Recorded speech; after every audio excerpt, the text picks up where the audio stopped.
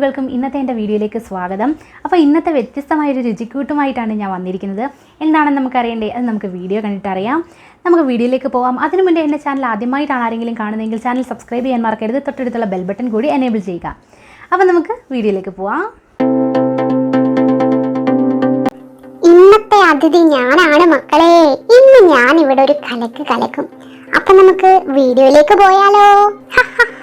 വരൂ, നമുക്ക് പോകാം.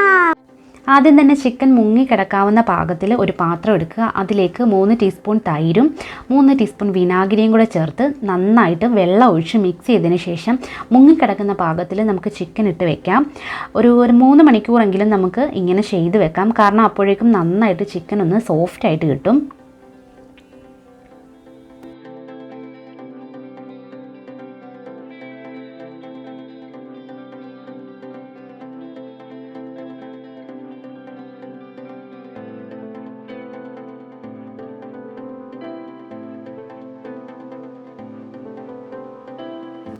ചിക്കൻ ഒന്ന് സോഫ്റ്റായി വരുമ്പോഴേക്കും നമുക്ക് ചിക്കനിലേക്ക് വേണ്ട മസാല തയ്യാറാക്കാം. അതിനായിട്ട് നമുക്ക് മിക്സിയുടെ ജാറിലേക്ക് ഇഞ്ചി, വെളുത്തുള്ളി, പച്ചമുളക്, ചെറിയുള്ളി, കറിവേപ്പില, മല്ലിയില എന്നിവ ചേർത്ത് നന്നായിട്ടൊന്ന് അരച്ചെടുക്കാം.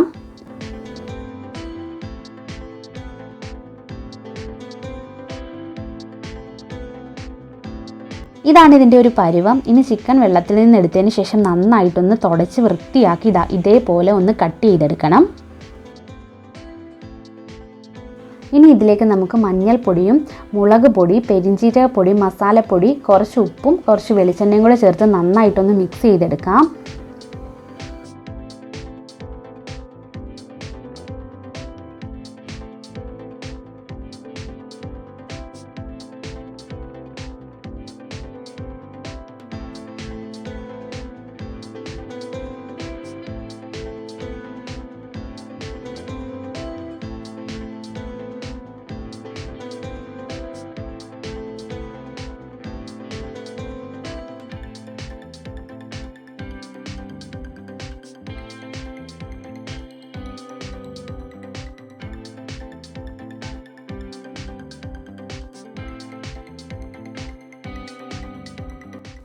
ഈ ഒരു കൂട്ട് നന്നായിട്ട് നമുക്ക് ഇതിലേക്ക് ചിക്കനിലേക്ക് തേച്ച് പിടിപ്പിച്ച് കൊടുക്കാം.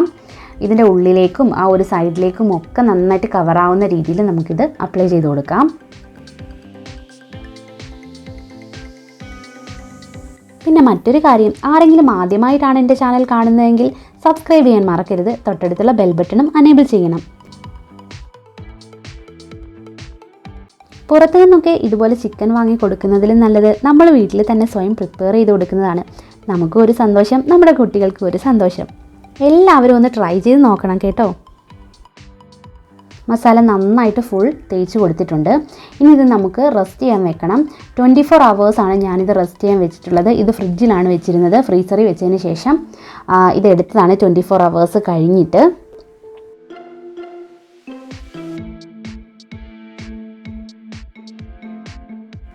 മാക്സിമം 6 മണിക്കൂർ റെസ്റ്റ് ചെയ്യാൻ വെച്ചാൽ മതി. ഞാൻ 24 hours വെച്ചിട്ടുണ്ട്. എത്ര നേരം കൂടുതൽ വെക്കുന്നോ അത്രയും ടേസ്റ്റാണ്. നന്നായിട്ട് മസാലയൊക്കെ പിടിക്കും. ഇനിയിപ്പോൾ നമുക്ക് കുക്കറിലേക്ക് ഒന്ന് ഇട്ട് വേവിച്ചെടുക്കാം. അതിനായിട്ട് കുക്കറിലേക്ക് കുറച്ച് എണ്ണ ഒഴിച്ചിട്ടുണ്ട്.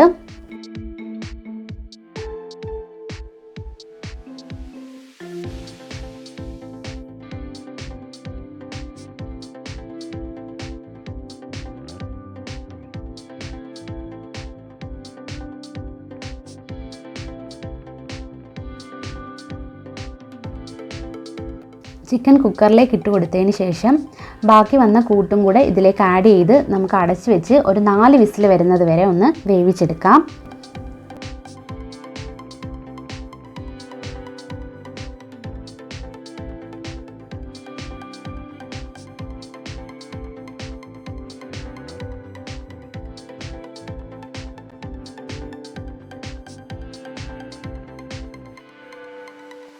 ഇപ്പോൾ ഇവിടെ നമ്മുടെ ചിക്കൻ നന്നായിട്ട് വെന്ത് ആ ഒരു വെള്ളമൊക്കെ വലിഞ്ഞ് വന്നിട്ടുണ്ട്.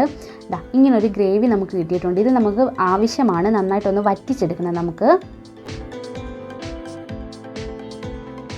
ഇനി കുറച്ച് എണ്ണ ഒഴിച്ച് നമുക്ക് ചിക്കൻ ഒന്ന് ഫ്രൈ ചെയ്തെടുക്കാം. ഒരുപാട് എണ്ണയുടെ ഒന്നും ആവശ്യമില്ല, കുറച്ച് എണ്ണ ഒഴിച്ചാൽ മതി. ലോ ഫ്ലെയിമിലിട്ട് തിരിച്ചും മറിച്ചും ഒക്കെ ഇട്ട് നന്നായിട്ടൊന്ന് ഫ്രൈ ചെയ്തെടുക്കാം.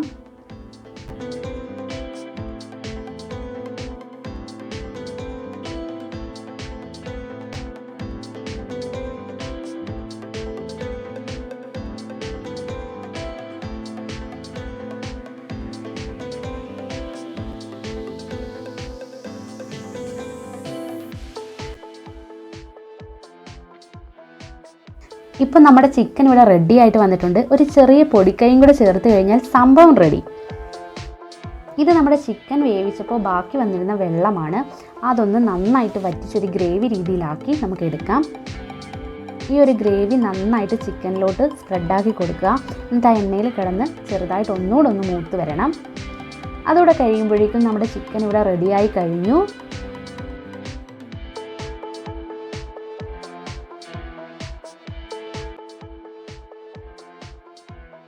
വളരെ ടേസ്റ്റി ആയിട്ട് നമുക്ക് വീട്ടിൽ തന്നെ ഉണ്ടാക്കാമെങ്കിൽ പിന്നെ എന്തിനു പുറത്തുനിന്ന് വാങ്ങണം? അപ്പോൾ എല്ലാവരും ഇതൊന്ന് ട്രൈ ചെയ്ത് നോക്കണം. അപ്പോൾ നിങ്ങൾക്ക് ഇന്നത്തെ എൻ്റെ വീഡിയോ ഇഷ്ടപ്പെട്ടെന്ന് ഞാൻ കരുതുന്നു. ഇഷ്ടപ്പെട്ടെങ്കിൽ നിങ്ങളുടെ വിലയേറിയ അഭിപ്രായങ്ങൾ കമൻറ്റ് ബോക്സിൽ കമൻറ്റ് ചെയ്യാൻ മറക്കരുത്. മറ്റൊരു വീഡിയോയുമായി ഞാൻ വീണ്ടും എത്തുന്നതാണ്. അതുവരെ ബൈ.